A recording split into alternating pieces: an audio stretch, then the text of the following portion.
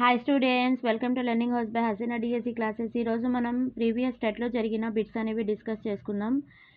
ఈ బిట్స్ అనేవి social Telugu paper నుంచి వచ్చినాయి అన్నమాట. సమాసాలు. అన్యపద అర్ధ ప్రధానమైంది బహువ్రీహి సమాసం.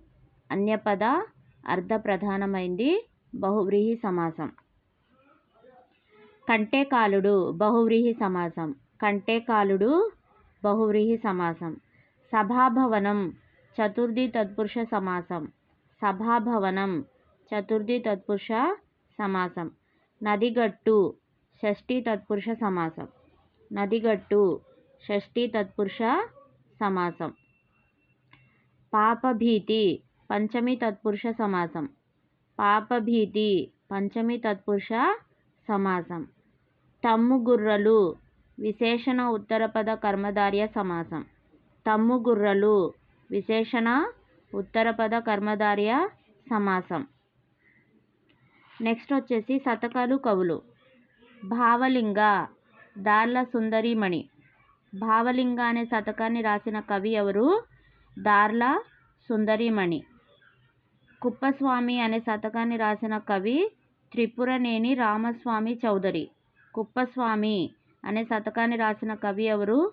త్రిపురనేని రామస్వామి చౌదరి అన్నమాట. హరిహరనాథ శతకం. హరిహరనాథ శతకం అని రాసిన కవి షేక్ మొహమ్మద్ హుసేన్. హరిహరనాథ అనే శతకాన్ని రాసిన కవి షేక్ మొహమ్మద్ హుసేన్.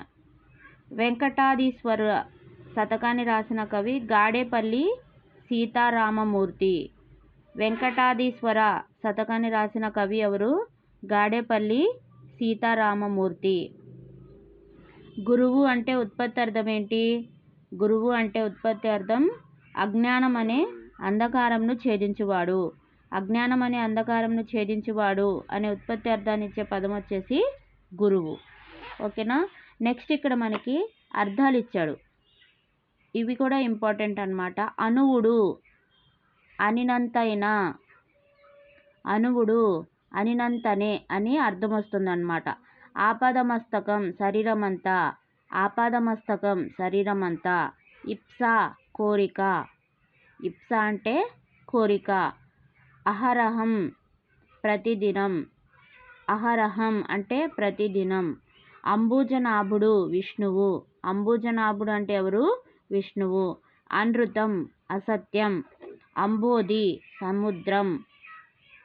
ఉద్వృత్తి గర్వం. బుక్కు వేద శ్లోకం. ఎలనాగ స్త్రీ. బుక్కు అంటే వేద శ్లోకం. ఎలనాగ స్త్రీ. ఎరకలు రెక్కలు. కులిసం వజ్రాయుధం. కులిసం అంటే వజ్రాయుధం. ఛాత్రులు శిష్యులు. ఛాత్రులు శిష్యులు. కైరవం తెల్ల కలువ. కైరవం అంటే తెల్ల కలువ. కూర్మం తాబేలు. కూర్మం తాబేలు. ఉప్పరం ఆకాశం. ఉప్పరం అంటే ఆకాశం. కంఠీరవం సింహం. కంఠీరవం అంటే సింహం. కుడ్యం గోడ. నిదాఘం వేసవికాలం. నిదాఘం అంటే వేసవికాలం. నెక్స్ట్ వచ్చేసి పరాభవం అవమానం. సౌదామిని మెరుపుతీగ. హితైషులు మిత్రులు. పరాభవం అవమానం. సౌదామిని మెరుపుతీగ. హితైషులు అంటే మిత్రులు. ఈ అర్థాలు అనేవి మనకి డిఎస్సిలో అడిగే ఛాన్స్ ఉందన్నమాట. అందుకని నేను మీకు ఇక్కడ ఎక్స్ప్లెయిన్ చేయడం జరిగింది. ఐ హోప్ మీకు ఈ వీడియో నచ్చితే like and subscribe my channel, watch my videos. ఇలాంటి మరిన్ని వీడియోస్ కోసం నా ఛానల్ని సబ్స్క్రైబ్ చేసుకోండి. Thank you.